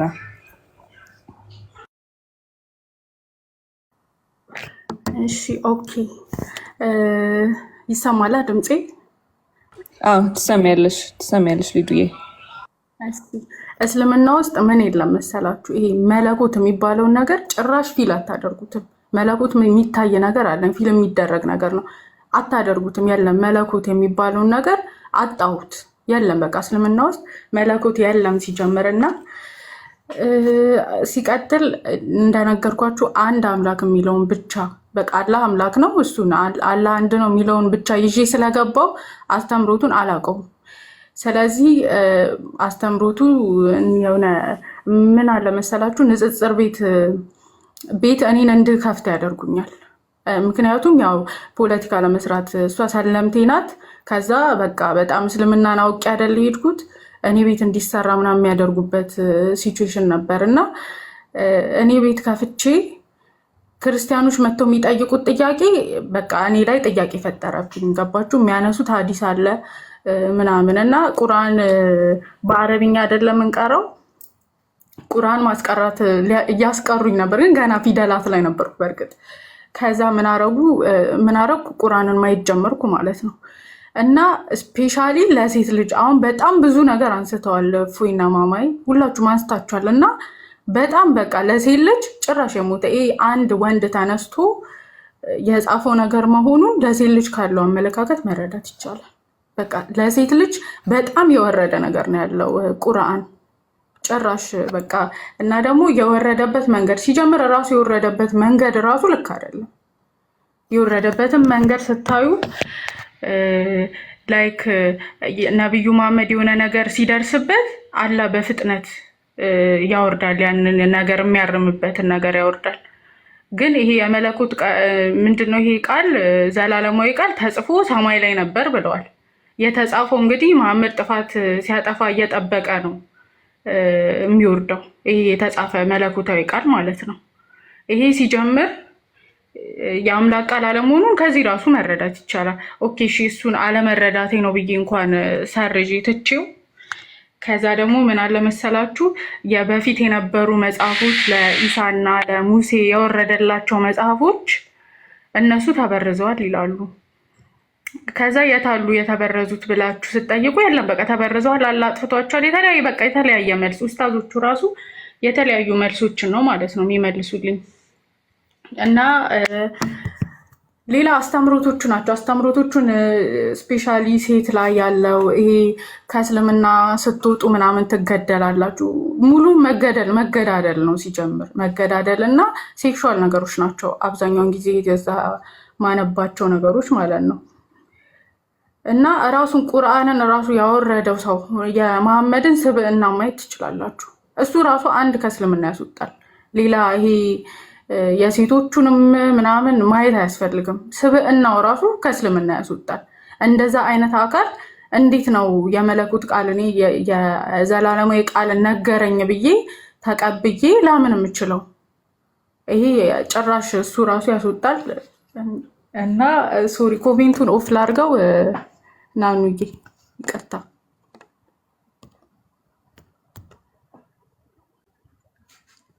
እና ስለ ሴት ትንሽ ልበላችሁ። ትንሽ ስለ ሴት አይ ቲንክ ሱራ 4:34 ላይ ሴቶች እንዲደበደቡ ያዛል። አሁን ቁርአን ሴቶች እንዲደበደቡ ምናምን ነገር ያዛል። እና እስቲ ክርስትና ጋስ እናነጻጽርና ከዛ ክርስትና ጋር ስንሄድ ሴት ልጅ በክርስትና መጽሐፈ ሲራክ 36:27 ላይ የሴት ልጅ ፊቷ እንደ ብርሃን ያበራል፣ ከሰው ሁሉ ፍቃድ እሷ ትበልጣለች ይላል። እና ዚስ ማች ልዩነቱን አስቡት። እዛ ጋር እንድንደበደብ አዟል። እና ደግሞ በሌላ ሱራ ሌላ ሀዲስ ልስጣችሁና በዴቪል ራሱ እንትን ይላታል፣ ይስላታል። ሳይ ሙስሊም 14:03 ላይ በዴቪል ይስላታል። እና ይሄን ያክል አላቅም ወንድ የመሰረተው ሃይማኖት መሆኑን ያስታውቃል። ሲጀምር ለሴት ልጅ ያለው አመለካከት በጣም የወረደ የሞተ ነው በቃ በአጠቃላይ። እና በቃ በሴት ልጅ ምክንያት አስተምሮቱ በአጠቃላይ ሙሉ ለሙሉ ልክ አይደለም ማለት እችላለሁ። ሙሉ ለሙሉ ምንም ይሄ የመለኮት ያልሆነ የአምላክ ቃል አለመሆኑን ነው የሚያሳየው አብዛኛው ነገሩ። ማለት ዘርዝሪ ብትኛውን ዘርዝሬ ራሱ አልጨርሱም። ስፔሻሊ በሴት ላይ በጣም ብዙ ነገር አለ። ዚህን ሌላ ልቀጥር ወይስ ቀጢ? ደስ ይለናል። ለምን እዚህ ጋራ ክርስትና ላይ ያሉ ሰዎች ብቻ ሳይሆን እያዳመጡ ያሉት አሁንም በዛ እምነት ውስጥ ያሉ ሰዎችም እያዳመጡ ስለሆነ አይ ቲንክ አስፈላጊ የሚባሉ ነጥቦችን አንስተሻል ብዬ አምናለው። እና እግዜር ያክብርልን፣ እግዜር ይስጥልን። በጣም እናመሰግናለን ሊዱዬ። እና አሁን ግን አንድ በጣም አስፈላጊ ጥያቄ መጠየቅ እፈልጋለሁ። እና ምን መሰለሽ፣ አንቺ አሁን በራስሽ ላይ ሁለቱ ላይ ገብተሽ አይተሸዋል። ሰለምቴም ነበርሽ፣ አሁን ወደ ክርስትናም ተመልሰሻል። እና አሁን ከዚህ በፊት የነበረችው ሊዱ እና አሁን ያለችው ሊዱ በንጽጽር እስቲ መልኩ ግለጫት። በዛ ሞመንት ላይ በዛን ሁኔታ ላይ በነበርሽ ሰዓት የነበረሽ ማንነት፣ ከዛ አሁን ከተመለሽ በኋላ ያለሽ ማንነት አሁን እንዴት ነው ያለው ነገር የሚለውን ነገር ከጨለማ ወደ ብርሃን መምጣት ያለው እንዴት ነው አንቺ ያለሽ ነገር የአንቺ ሁኔታ ከካራክተርሽ ከስብዕናሽ አንጻር እንዴት ነው የተፈጠረብሽ ተጽዕኖ እና አሁን ያለችው ሊዱ እንዴት ናት? ኦኬ እሺ። ወደ እስልምና ከገባው በኋላ አይዶን ነው ማለት ይሄ ጎዶሎ ናት ሴት እየተባለው የለም። በቃ ጎድዬ ነበር፣ ልክ እንደተባለው እንደተጻፈው ጎድዬ ነበረ። ይሄ ከሰዎች ጋር አለመስማማቱ ምናምን አለ።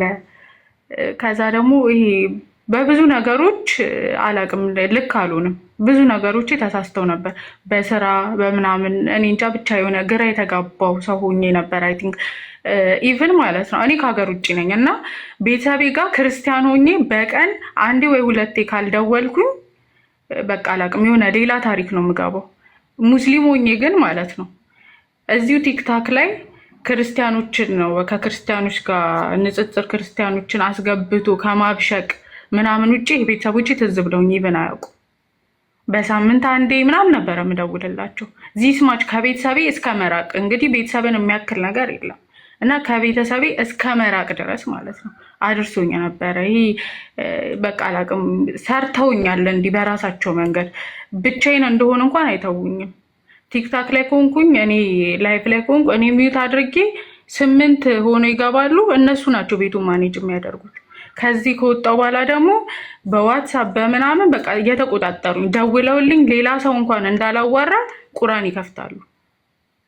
ዚስ ማች በቃ ማለት ተቆጣጥረውኝ ነበር። በአጠቃላይ እኔን እነሱ ነው ማኔጅ የሚያደርጉኝ። እኔ አካሌ ብቻ ነው እኔ እንጂ እነሱ ነበሩ ማኔጅ የሚያደርጉኝ እና እኔ አልነበርኩም ጭራሽ። በቃ በአጠቃላይ በራስ መተማመኔ ሞቶ ነበረ፣ ቶታሊ ሞቶ ነበረ። አሁን ደግሞ እኔ እንጃ ልክ እኛ ጋር እንዳለ ነው ሙሉ ሰው ይሄ ብርሃን የእውነት ነው የምላችሁ። እኔ ሊዲያ ሻሃዳ ስትይዝ እንዴት ነበር ሄዳችሁ እዩ ሙስሊሞች ነበራችሁ ሲጀምራል እና ምንም አይነት ስሜት አልተሰማኝ። በድን የሆነ ሰው ታውቃላችሁ። ግን ማለት ነው ቤተክርስቲያንን አይቼ እያያችሁት ቤተክርስቲያንን ገብታችሁ መሳለም አለመቻል በጣም ነው የሚከብደው። ይህን ስሜት እኔ ልገልጽላችሁ አልችልም። ቤተክርስቲያንን እያያችሁት ሚካኤል ቤተክርስቲያን ነበር የሄድኩት ለመጀመሪያ ጊዜ ማለት ነው። ወደ ክርስትና አልተመለስኩም። ግን ፊት ለፊቱ ቆሜ የሚካኤልን ምስለ ስዕል እያየው መሳለም እየፈለኩኝ ግን እኔ ክርስቲያን አለመሆኔን ስለማቅ አለመሄዴ በጣም እየከበደኝ ነበረ። ዜን ፋይናሊ ወርጄ ግን ሄጄ ላይክ ልክ ወደ ቤተክርስቲያን ስገባ አልተጠመኩም፣ ምንም አላልኩም።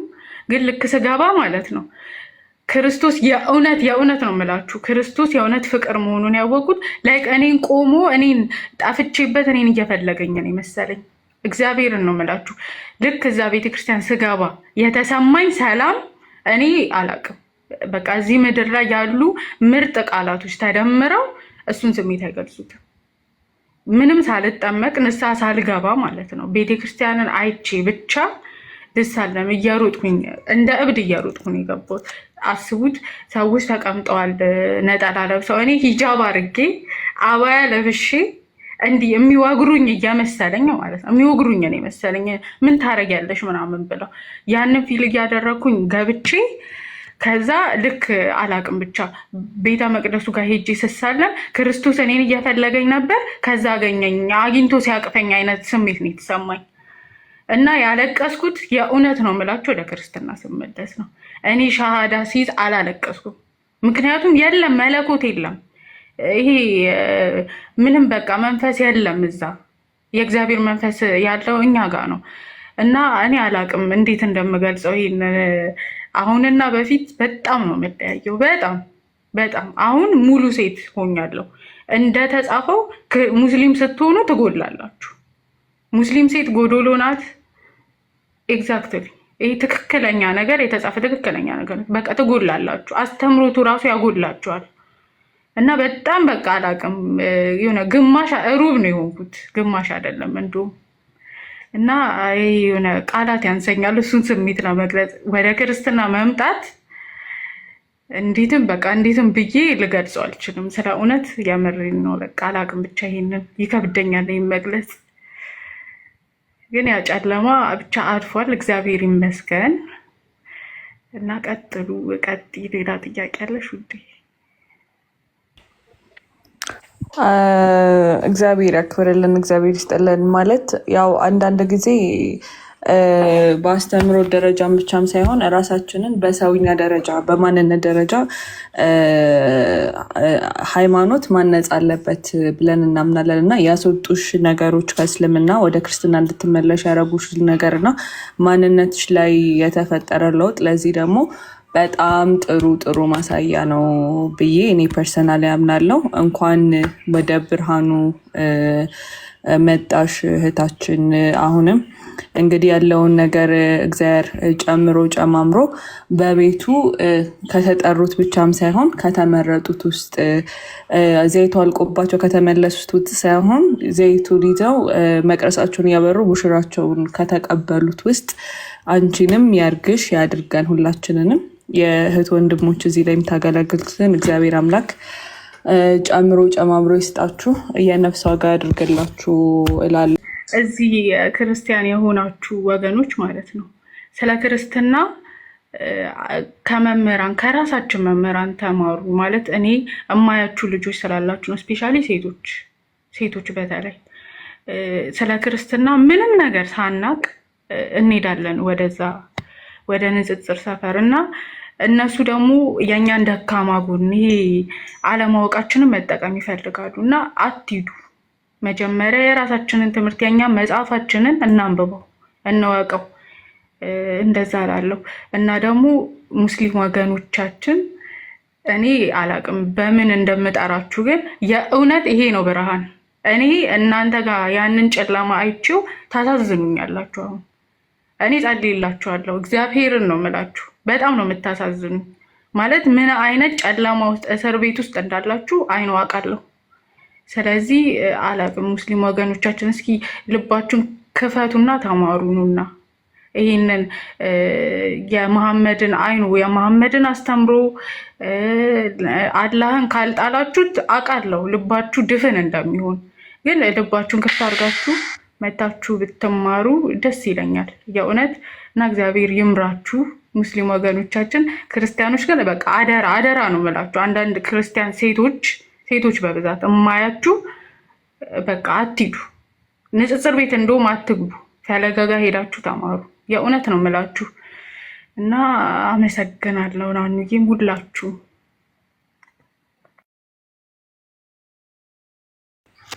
እኛም ስለመጣሽ እናመሰግናለን ሊዱዬ። ከተሞክሮች ከነበርሽበት ሁኔታ አንጻር የነበርሽበትን በደንብ ስላብራራሽልን ከታች ላሉትም ላይ ላሉትም ለሁላችንም ትምህርት ስለሚሆነን መተሽ ይህንን የምስክርነት ቃልሽን ስለሰጠሽን እግዚአብሔር ያክብርልን፣ እግዚአብሔር ይስጥልን፣ ቃሎት ያሰማልን። በጣም እናመሰግናለን።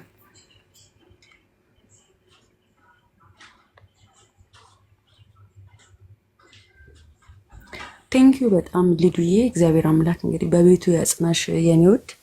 በጣም ደስ ብሎናል። የምርም ሊዱን በደንብ ነው የምናውቃት።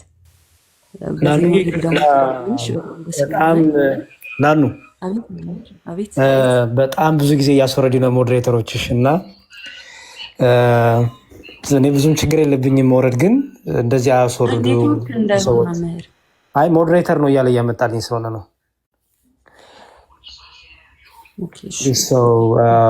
እሱን ቼክ አድርጊ። ሌላ እምነት ያላቸው ሰዎች ካሉ ሊያስወርዱ ስለሚችሉ እኔ ችግር የለውም፣ ግን የሚያስተምሩ እንደዛ ይሆናል። ቼክ አደርጋለሁ። ሞዴሬተር ለብሶ ስለምሰጥ ለዛ ይሆናል። እንግዲህ ወደ 4-5 የወጣው ማለት ነው እና ብዙ ምን ችግር የለብኝም፣ ግን እንትን ማለት ነው የሚያስተምሩ ልጆች ካሉ ከመጡ ወንድሞች እንደነፉ ያሉ እንደዚህ አይነት መውረድ እንዳይኖር እንትን አድርጉ። ይቅርታ ማቋረጥ ፈልጌ አይደለም። እሺ ጋይስ ልንገርሽ ብዬ ነው። መውረድ እችላለሁ ግን አሁን ችግር የለውም። መምህር በቃ ይቀመጡ። እሺ ሊያቆይ ሊዱዬ እናመሰግናለን። እግዚአብሔር አምላክ ፍጻሜሽን ያሳምረው። እፎ ያለ አይደል? ቀጥል። ያነሳቻቸው አንዳንድ ነገሮች ላይ አለኝ። እንኳን ደህና መጣሽ ሊዱ። ዋናው የአንቺ መዳን ነው። ከዛ በኋላ ያለው በጣም ይቅርታ ተገባ። እውነት ሻላ አስወርድሽ እና ማማዬ አንዴ ትግባ ሀሳብ የሰጠችም ስለነበር ይቅርታ። እውነት አስገባሻለሁ መልሽ። ልውረድ ታይ። እሺ ምስሩ ከወረደች በቃ ሁኚ። አክቹዋሊ ጀምሊ ቴክስትን አይቼዋለሁ እንትን እያለኝ ስለሆነ ነው። ጀምሊ ደውላለኝ በቃ እና እምቢ ስላለኝ ነው። ሜቢ ወይን አንተ እንትን በልልኝ አልመልስ ብሎኝ ነው። እንትናም ሶፊ እምቢ ስላለኝ ነው። እናንተ አይቼዋለሁኝ። ኤኒዌይስ እንኳን ደህና መጣሽ ብያለሁ። ሁላችሁንም ሰላም ብያለሁ። ቀጥሉ። ሀሳብ ልስጥና እኔ ልውረድ። እሺ በመጀመሪያ ሁላችሁን ሰላም ብያለሁ። እፎይ ወንድማችን ሰላም ላንተ እንደነ እፎይ እህትና እህቶቻችን እዚህ ያላችሁ አይ ቲንክ ጄኤምዲ እና ሶፊያን ከረጅም ጊዜ በኋላ ነው ያገኘኋችሁ። ሰላም ለእናንተ ይሁን ብያለሁ በድጋሚ። እህታችን ሊዱ እንኳን በሰላም መጣሽ፣ በጣም ደስ ብሎናል። ግን ከዚህ በኋላ ሌሰን ይሆንሻል ማለት ነው። ህይወት በጣም በተለይ ሴትነት፣ የቲክቶክ ሴትነት በጣም ከባድ እየሆነ ነው እንደምናየው እና ስለዚህ ተጠንቀቁ። በቃ ጥንቁቅ ሴት ሁኑ። ጥንቁቅ ሴት ታውቃላችሁ? ልባም ሴት በቃ እንደዛ ብትሆኑ እኔ በጣም በጣም መክራችኋለሁ። ልባም ሴት ሁኑ። ልባም ሴት ምንም ነገር አያምራትም። ልባም ሴት ጥቁቅ ናት። ልባም ሴት ያም ይህም እየመጣ አጎትታትም። ልባም ሴት አስተዋይ ናት። ልባም ሴት በንግግሯ፣ በአለባበሷ፣ በሁኔታዋ ኢቭን በሳቋ ጥንቁቅ ናት። ልባም ናታ። እናት ናታ። እናትነት ደግሞ ታውቁታላችሁ ምን ያህል ጥንቃቄ እንደሆነ እና አሁን ግን ቲክቶክ ከመጣ በኋላ ግን የሴትነታችሁን ጸጋ እያጠፋው ነው። እንዲህ ነበራችሁ? ራሳችሁን ታዘቡት እስቲ። እዚህ ያላችሁ እህቶቼ ማለት ነው። ቲክቶክ ከመምጣቱ በፊት የነበራችሁ ብርታት፣ ማስተዋል፣ ጥንቃቄ ምናምን አሁን አለ የለም። እና በጣም ሴትነታችሁ በደንብ በደንብ በደንብ ፕሊዝ ልባም ሴት ሁኑ። መጽሐፍ ቅዱስ እንደሚናገረው ልባምን ሴት ማን ያገኛታል ነው። በቃ ልባምን ሴት ማን ያገኛታል? ዋጓ ከወርቅ ከቀይ እንቁ በጣም በላይ ነው ይላል። እና ሁሌም ይሄን ነገር እናገረዋለሁ። አይኖ ሊሰለቻችሁ ይችላል፣ ግን እንድታስተውሉ ስለፈልግ ነው። በቃ ቀይ እንቁ አይገኝም። በጣም ያለፋል፣ በጣም ያደክማል፣ በጣም ውጣ ውረድ አለው፣ በጣም ውድ ነው። በዛ ላይ ማንም አያገኘውም። የሚያገኘውም ሰው በጣም ሊለፋ ይገባል። በጣም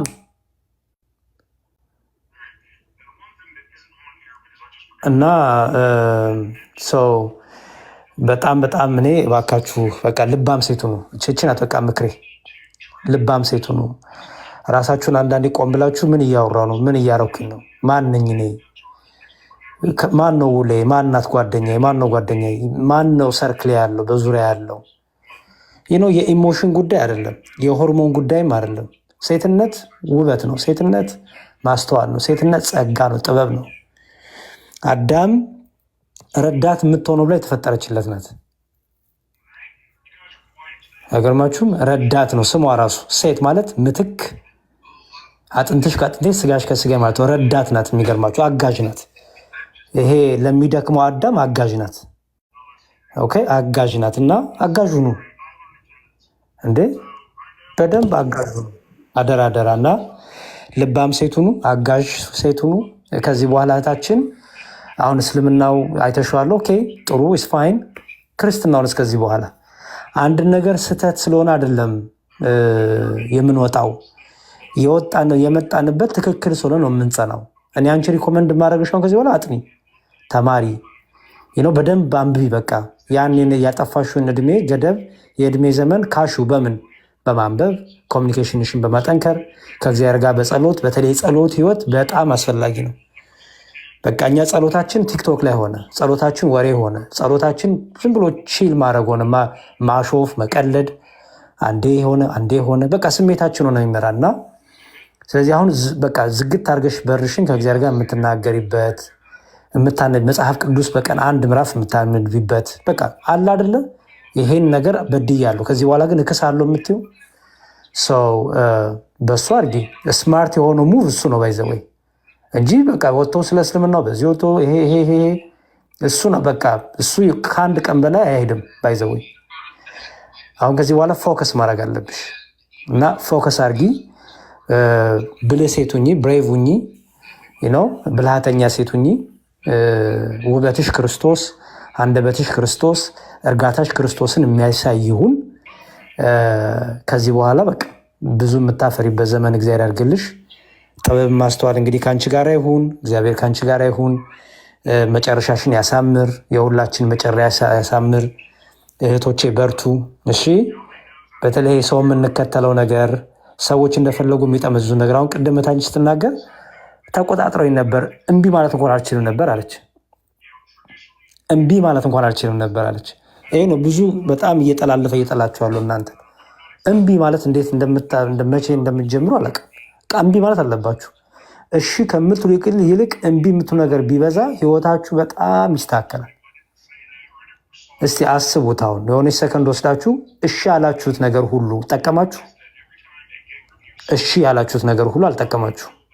እምቢ ያላችሁት ነገር ግን በጣም ጠቅሟችኋል። በህይወታችሁ እሺና እምቢ ያላችሁትን ስታነጻጽሩ እምቢ ያላችሁት ነው ለህይወታችሁ ጥሩ ነገር ያመጣ። እሺ ያላችሁበት ዘመን ግን በጣም ብዙ ችግር ውስጥ ገብታችኋል። ስለዚህ ከእንበርታ፣ ጥንካሬ፣ ይሉኝታ ያይዛችሁ በነገረ ክርስቶስ በህይወት በዘላለም ህይወት ቀልድ የለም፣ ድርድር የለም።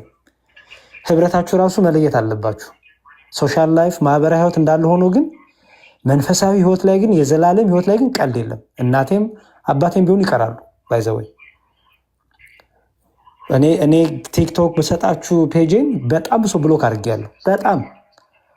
በጣም ብዙ ብሎ ወደ 300 200 ሰው ብሎክ አድርጌያለሁ።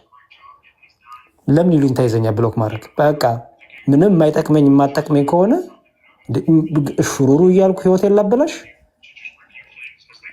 ለምበላው ነገር እንደምጠነቀቀው ለምሰማውና ለማየው ነገር እጠነቀቃለሁ። ምክንያቱም ስንበላ ወደ ውስጥ ይገባል፣ ስንሰማ ወደ ውስጥ ይገባል።